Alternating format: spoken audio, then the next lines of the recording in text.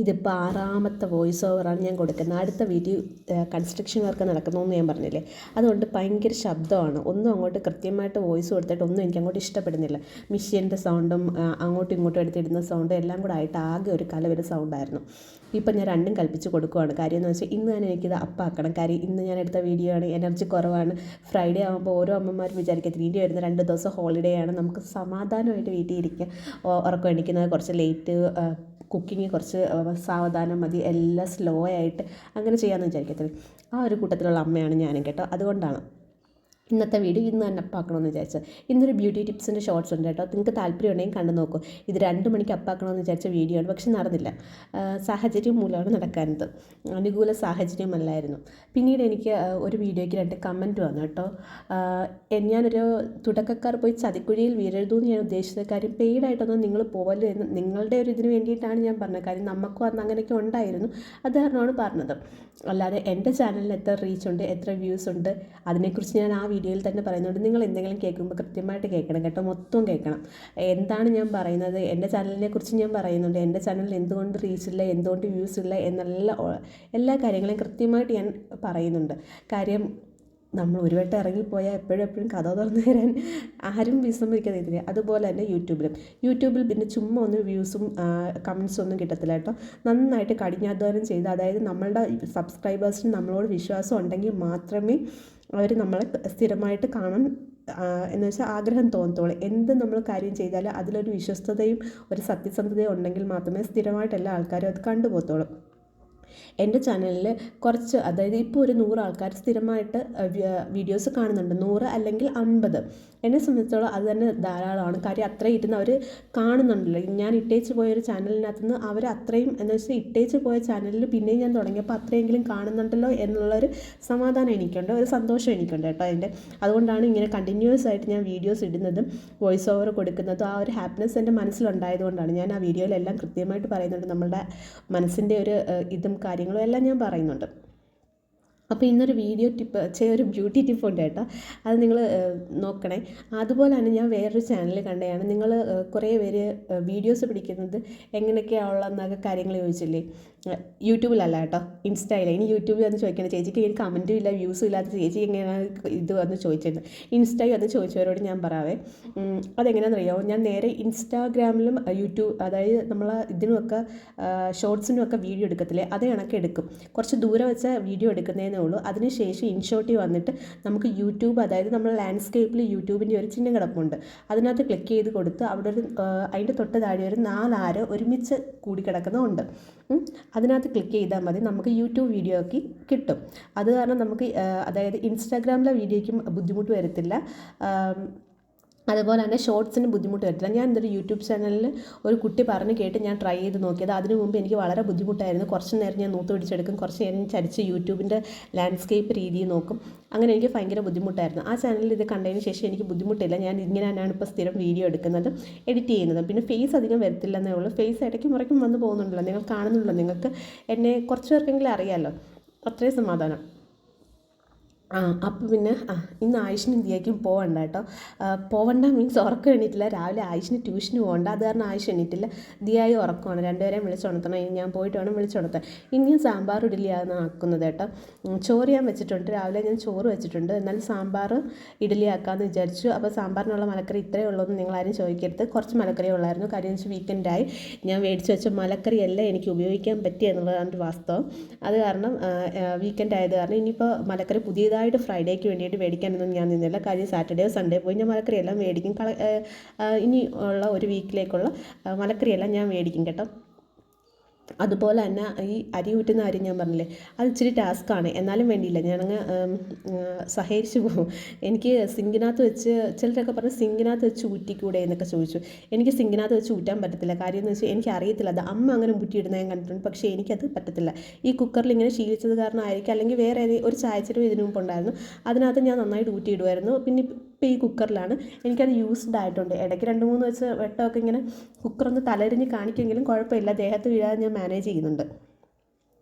അന്വേഷിച്ചതിനും അത് ചോദിച്ചതിനും നന്ദിയുണ്ട് കേട്ടോ. ദേഹത്ത് വീഴത്തില്ലേ എന്ന് എന്നോട് ആരും ഇതുവരെ ഇങ്ങനെ ചോദിച്ചിട്ടില്ല. കുക്കറിൽ നിന്ന് വെള്ളം പെട്ടെന്ന് തെറിച്ചൊന്നും വീഴത്തില്ല. ഞാനത് ഭയങ്കര ശ്രദ്ധയോടുകൂടിയാണ് ചെയ്യുന്നത്. കാര്യം എനിക്കും പേടിയാണ്. പിന്നെ ഇന്നാൾ ഞാൻ ഒരു ഹോൾ വീഡിയോയിൽ കാണിച്ചില്ലായിരുന്നു, കുറച്ച് ക്യാപ്പുകൾ അടച്ചു വയ്ക്കാൻ വേണ്ടിയിട്ട് ഞാൻ മേടിച്ചത്. അതിങ്ങനെ യൂസ്ഫുൾ ആയിട്ടുണ്ട് കേട്ടോ. ഞാൻ കുറച്ച് ഓരോന്നും ഞാൻ ഉപയോഗിക്കുന്നതിനനുസരിച്ച് ഐറ്റംസ് കാണിക്കാം. അതിനുശേഷം ഞാൻ ഇഡലിക്കുള്ള മാവൊക്കെ ഉപ്പിട്ട് കലക്കി വയ്ക്കുന്നുണ്ട്.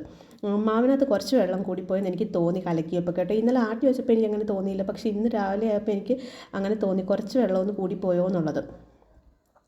ഇതിനിടയ്ക്ക് ഞാൻ കുക്കറി വിസിലടുപ്പിച്ച് ഞാൻ മാറ്റിയതായിരുന്നു കേട്ടോ. ഞാനത് പറയാൻ വിട്ടുപോയി.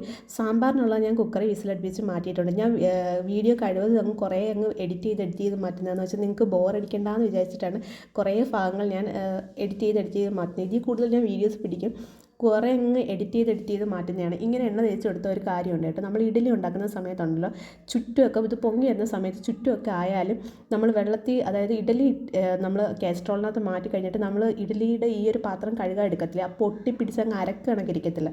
അതായത് ഒട്ടിപ്പിടിച്ചങ്ങ് ഇരിക്കത്തില്ല എന്നാണ് ഞാൻ ഉദ്ദേശിച്ചത്. അരക്കെന്നൊക്കെ പറയുന്നത് ചക്ക അരക്കിനെയാണ് അരക്കെന്നൊക്കെ പറയുന്നത്.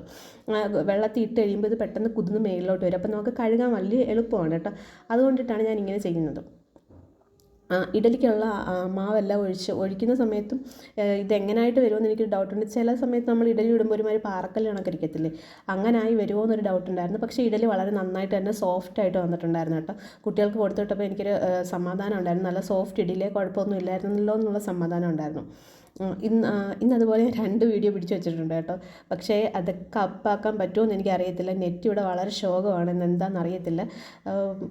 കഷ്ടിയേ ഉള്ളൂ. അല്ലെങ്കിൽ പിന്നെ ഞാൻ ഈ നെറ്റ് ചാർജ് ചെയ്യണം. നെറ്റ് ചാർജ് ചെയ്തിട്ടാണെങ്കിൽ ഞാൻ ഈ വീഡിയോ അപ്പാക്കും. പിന്നീട് ഞാൻ വീഡിയോ ചെയ്തതിനെക്കുറിച്ച് പറഞ്ഞില്ല. നിങ്ങൾ ഈ കമൻറ്റ് ഇടുമ്പോൾ നിങ്ങൾ വീഡിയോസ് ഫുള്ളായിട്ട് കണ്ടിട്ട് കമൻറ്റ് ഇടണേ. കാര്യം എന്ന് വെച്ചാൽ എനിക്ക് പിന്നെ വന്ന് നിങ്ങളെ ബുദ്ധിമുട്ടിച്ച്, എന്ന് വെച്ചാൽ വളരെ സഭ്യമായിട്ടാണ് ഞാൻ നിങ്ങളോട് പറയുന്നത്. ഇത് നിങ്ങൾ വന്നല്ലോ, ഇനിയിപ്പോൾ എൻ്റെ ചാനൽ ഇമ്പ്രൂവ് ആയിക്കോളൂ എന്ന്. പക്ഷേ നിങ്ങളിടുന്ന ചില കമൻറ്റ്സൊക്കെ എനിക്ക് ഫീൽ ചെയ്യാറുണ്ട്. കാര്യം എൻ്റെ വീട്ടിൽ തന്നെ എന്നെ ഒരുപാട് കളിയാക്കലും എനിക്ക് വരാറുണ്ട് കേട്ടോ. ഇനി 50 വയസ്സാകുമ്പോഴാകുമ്പോൾ മോണിറ്റൈസേഷൻ ആവുന്നത് എങ്ങനെയൊക്കെ ചോദിക്കാറുണ്ട്. അപ്പോൾ എനിക്ക് വിഷമമാറുണ്ട്.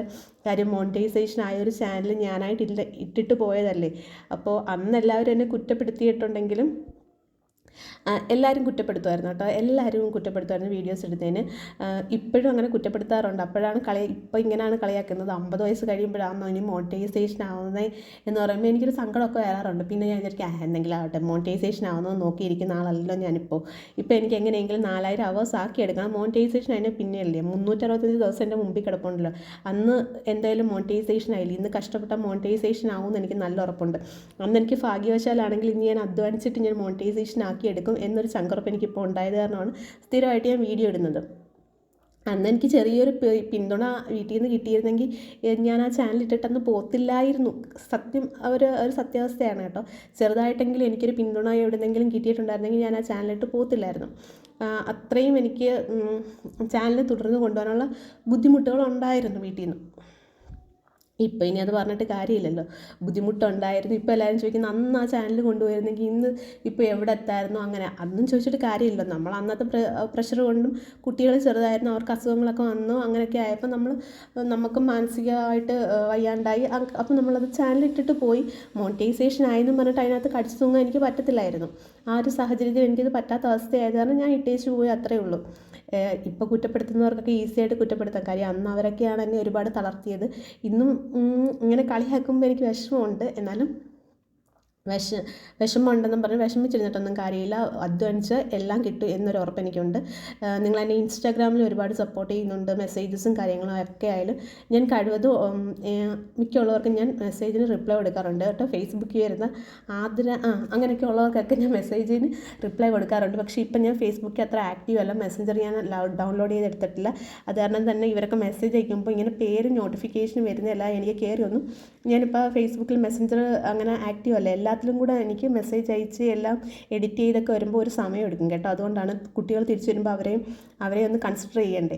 എല്ലാം കൂടെ ആകുമ്പോഴത്തേക്കിനും ഒരുമിച്ച് പോകാൻ പറ്റത്തില്ല. അത് കാരണമാണ് സങ്കടം വിഷമമൊക്കെ ഇതോടുകൂടി തീർന്നു കേട്ടോ. വീഡിയോസ് ഇടുമ്പോൾ നമ്മൾ പകുതി കാര്യങ്ങൾ ഷെയർ ചെയ്യുകയാണല്ലോ. നമ്മൾ നിങ്ങളടുത്ത് ഷെയർ ചെയ്യുമ്പോൾ കുറച്ച് ആൾക്കാർ കേൾക്കാനുണ്ട്, കുറച്ച് ആൾക്കാർ സമാധാനിപ്പിക്കാനുണ്ടെന്നൊക്കെ അറിയുമ്പോൾ ഒരു സന്തോഷമല്ലേ. അതുകൊണ്ടാണ് ഷെയർ ചെയ്തത് കേട്ടോ. അതിനിടയ്ക്ക് ദിയ വരുന്നുണ്ട്. ദിയയ്ക്ക് എന്തോ പേപ്പർ ഒപ്പിട്ട് കൊടുക്കാൻ വേണ്ടിയിട്ട് യൂണിറ്റ് ടെസ്റ്റ് കഴിഞ്ഞു ദിയയ്ക്ക്. അങ്ങനെ എല്ലാ പേപ്പറും ഞാൻ ഒപ്പിട്ട്, ഞാൻ പറഞ്ഞു അവിടെ വെച്ചേക്ക്, ഞാൻ ഒപ്പിട്ട് വെച്ചേക്കാമെന്ന്. അങ്ങനെ സാമ്പാറിന് ഞാൻ കടുക് വറുത്ത് ഒഴിക്കുന്നുണ്ട്. ഞാൻ സാധാരണ സാമ്പാറിന് കടുക് വറുത്ത് ഒഴിക്കുന്നതിന് മുമ്പ് കടുക് വറുത്ത് കഴിഞ്ഞിട്ട് ഞാൻ സാമ്പാർ പൊടിയും ഇച്ചിരി ഉലുവായും ഇച്ചിരി ജീരകപ്പൊടിയൊക്കെ ചേർക്കും. പിന്നെ ഞാൻ സാമ്പാർ കടുക് വറുക്കുമ്പോൾ സാധാരണ ജീരകം ചേർത്തിട്ടാണ് കടുക് വറുക്കുന്നത്. ഇന്ന് ഞാനതങ്ങ് മറന്നുപോയി കേട്ടോ, ജീരകം ചേർക്കാൻ വേണ്ടിയിട്ട്. എന്നാൽ ഈ ഉള്ളിയുടെ വഴറ്റുന്നതിനിടയ്ക്ക് ഞാൻ ജീരകം ഇട്ട് ജീരകവും കൂടെ ചേർത്താണ് സാമ്പാർ അതായത് സാമ്പാറിന് കടുക് വറുക്കുന്നത് കേട്ടോ. അപ്പോൾ ദിയയൊക്കെ സ്കൂളിൽ നിന്ന് വന്ന് അതിൻ്റെ ശബ്ദമാണ് കേൾക്കുന്നത്. അവർ കോലാഹലങ്ങൾ ഉണ്ടാക്കിയിട്ടേ അകത്തോട്ട് കയറത്തുള്ളൂ. കാത്തും ദിയയും കൂടെ ഒരുമിച്ച് വരുന്നത്. അങ്ങനെ അവർ വന്ന് കയറിയിട്ടുണ്ട് റൂമിലോട്ട്. അവരുടെ റൂമിൽ ഇരുന്ന് ഞാൻ വോയിസ് ഓവർ കൊടുക്കുന്നത് കേട്ടോ. അങ്ങനെ കടുക് വറുത്ത് ഞാൻ സാമ്പാറിന് ഒഴിക്കാൻ വേണ്ടിയിട്ട് കടുക് വറുക്കുന്നുണ്ട്. ഇത് ഞാൻ ഷോർട്ടായിട്ടും പിടിച്ചിട്ടുണ്ട്, ലോങ് ആയിട്ടും പിടിച്ചിട്ടുണ്ട്. ശരിക്കും പറഞ്ഞാൽ ഞാൻ ഇൻസ്റ്റാഗ്രാം യൂട്യൂബ് ഷോർട്സ് രീതിയിലാണ് പിടിക്കുന്നത്. എന്നിട്ട് ഞാൻ യൂട്യൂബിൻ്റെ ആ ഒരു ലാൻഡ്സ്കേപ്പിംഗ് രീതിയിലാക്കി എടുക്കുകയാണ് ചെയ്യുന്നത് കേട്ടോ. ഈ വീഡിയോസൊക്കെ കണ്ടാൽ നിങ്ങൾക്കറിയാം അതാണ് ഇത്ര ഒരു സൂമിൻ പോലെ കാണിക്കുന്നത്. ഇല്ലെങ്കിൽ കുറച്ച് ഡിസ്റ്റൻസിൽ നിന്ന് കാണിക്കത്തുള്ളൂ വീഡിയോസ്. പക്ഷെ ഞാൻ അങ്ങനെ എടുക്കാറില്ലാത്ത കാരണമാണ് ഇങ്ങനെ കാണിക്കുന്നത് വീഡിയോസിലൊക്കെ കേട്ടോ. അങ്ങനെ സാമ്പാറിൽ കടുവൊക്കെ വറുത്തൊഴിച്ചു, സാമ്പാർ പൗഡർ ഇട്ട് അത് ഞാൻ കുക്കറിൽ അടച്ചു വയ്ക്കുന്നുണ്ട്. അപ്പോഴാണ് ഒരു വിഷമമായിട്ടൊരു കാര്യം ദിയ വന്ന് പറഞ്ഞത്. നമ്മൾ ഫിഷ് ടാങ്കിൽ ഒരു മീൻ ഇന്ന് മരിച്ചു. കാര്യം നമ്മൾ ദിവസേന എല്ലാ ദിവസവും രാവിലെ അതിന് ആഹാരം കൊടുക്കും. വൈകിട്ട് ഞാൻ കിടക്കുന്നതിന് മുമ്പും കാണും. ഇന്നലെ രാത്രി കണ്ടപ്പോഴും അതിന് വലിയ കുഴപ്പമൊന്നുമില്ലായിരുന്നു. എങ്ങനെ എന്നറിയാൻ വയ്യ. അതിന് മുമ്പ് ഒരു ഗോൾഡ് ഫിഷ് മരിച്ചിട്ടുണ്ടായിരുന്നു. അതിൻ്റെ ഒരു ചെറിയ സങ്കടം എനിക്കുണ്ടായിരുന്നു കേട്ടോ. ഇന്നെന്തായാലും വേറൊരു മീൻ മരിച്ചു. നമ്മൾ അതായത് ഹൗസ് വാമിങ് സമയത്ത് ഇവരെയൊക്കെ മേടിച്ച് നമ്മളെ കൂടെ ഉണ്ടായിരുന്ന ആളുകളാണ്. ഇപ്പോൾ ഒരു 3-4 മാസം ആവുന്നില്ലേ, 3-4 മാസമല്ല അതിൽ കൂടുതലാവുന്നു. മാർച്ചിൽ നമ്മൾ കയറിയതാണ്, മാർച്ച് ആ ഒരു ടൈമിൽ വീട്ടിൽ കയറിയതാണ്. ഏപ്രിലിൽ നമ്മൾ താമസത്തിന് കയറിയതാണ്. അപ്പോൾ അന്ന് തൊട്ടേ നമ്മളെ കൂടെയുള്ള ആൾക്കാരല്ലേ. അപ്പോൾ ഓരോരുത്തരിങ്ങനെ പോകുമ്പം ഒരു ചെറിയ വിഷമം നമുക്കുള്ളിൽ എപ്പോഴായാലും കാണുമല്ലോ. അതങ്ങനെയാണ് നമ്മളെ കൂടെ. നമ്മൾ സ്ഥിരം രാവിലെ എണീറ്റ് കാണുന്നു, രാത്രി ഉറങ്ങുന്നതിന് മുമ്പ് കാണുന്നു. അങ്ങനെയുള്ളവർ പോകുമ്പോൾ ഒരു പ്രത്യേകതരം വിഷമമാണ്. പ്രത്യേകതരം എന്ന് വെച്ചാൽ നല്ല നോവാണ് അതിൻ്റെ. ആളുകളിങ്ങനെ വിട്ടു പോകുന്നത് എനിക്ക് ഭയങ്കര വിഷമമാണ്. മരണത്തെ ഇങ്ങനെ ഓരോരുത്തരൊക്കെ മരിച്ച് എടുത്തെന്നൊക്കെ കേൾക്കുമ്പോൾ ഭയങ്കരമായിട്ട് ഫീൽ ചെയ്യാറുണ്ട് കേട്ടോ.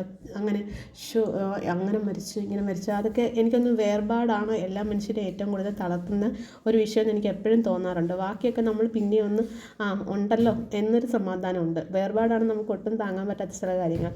ഇന്ന് ആയുഷിന് ഞാൻ 5 ഇഡ്ഡലി വെച്ച് കൊടുക്കുന്നുണ്ട്. ആയുഷിന് ഈ ഇഡ്ഡലി സാമ്പാറും ഇഷ്ടമാണ്. കാര്യം ഇത് ഇച്ചിരി ഒഴുകിയ സാമ്പാറാണ്, കുറുകിയ സാമ്പാറിൽ ഒഴുകിയ സാമ്പാറാണ്. അതും ഇഡ്ഡലിയും കൂടെ കഴിക്കാൻ അവന് വലിയ ഇഷ്ടമാണ്. അതാണ് ഞാൻ അവൻ 5 ഇഡ്ഡലിയും സാമ്പാറും ഞാൻ കൊടുത്തു വിട്ടു. ദിയയ്ക്ക് ഞാൻ 3 ഇഡ്ഡലിയും ഒരു പഴവും കൊടുത്തു വിട്ടിട്ടുണ്ട് കേട്ടോ. ദിയ കഴിച്ചോന്നൊന്നും എനിക്കറിയത്തില്ല. ഇനിയിപ്പോൾ ദിയയുടെ തന്നെ നേരിട്ട് ചോദിക്കണം ദിയ കഴിച്ചിട്ടുണ്ടോയെന്ന്. അങ്ങനെ അവൻ്റെ സാമ്പാറും ഇഡ്ഡലി റെഡിയാക്കി. അതിനിടയ്ക്ക് കണ്ടിരിക്കുന്ന പാക്കറ്റിൽ നിന്ന് വെച്ച് തക്കാളി മുറുക്ക് ഇടയ്ക്കൊന്ന് ആയിഷ് വീട്ടിൽ പോയിരുന്നു വന്നിട്ടുണ്ടായിരുന്നു. അപ്പോൾ കുറച്ച് തക്കാളി മുറുക്ക് എടുത്തുകൊണ്ട് വന്ന് ഇവിടെ പിന്നെ അതിന് അടിയാവും. ഞാനതാണ് പറഞ്ഞ് രണ്ടുപേരും അടി കൊഴുത് രണ്ടുപേരും തുല്യമായിട്ട് വീതിച്ചെടുക്കാൻ ഞാൻ പറഞ്ഞിട്ടുണ്ട്. രണ്ടുപേരും തുല്യമായിട്ട് തന്നെ വീതിച്ചെടുത്ത് ഒരാൾക്ക് സ്കൂളിൽ കൊണ്ടുപോകാനും ഒരാളല്ലാതെ വീട്ടിൽ ഇരുന്ന് കഴിക്കാനും വേണ്ടിയിട്ടാണെന്നാണ് പറഞ്ഞത്. ആയിഷ് വീട്ടിൽ ഇരുന്ന് കഴിക്കത്തുള്ളൂ. ആയിഷ് സ്നാക്സ് കൊണ്ടുപോകത്തില്ല. ദിയ സ്നാക്സ് കൊണ്ടുപോയി. അപ്പോൾ ഇതാണ് നമ്മളുടെ മീൻ. നല്ല വിഷമമുണ്ട്. 2-3 കോഴി, 2 ജോഡി, ഒരു കോഴി ഫിഷിനെയും അല്ലാതെ റെഡ് ഐയും കൂടി ഇട്ടിട്ടുണ്ട് കേട്ടോ.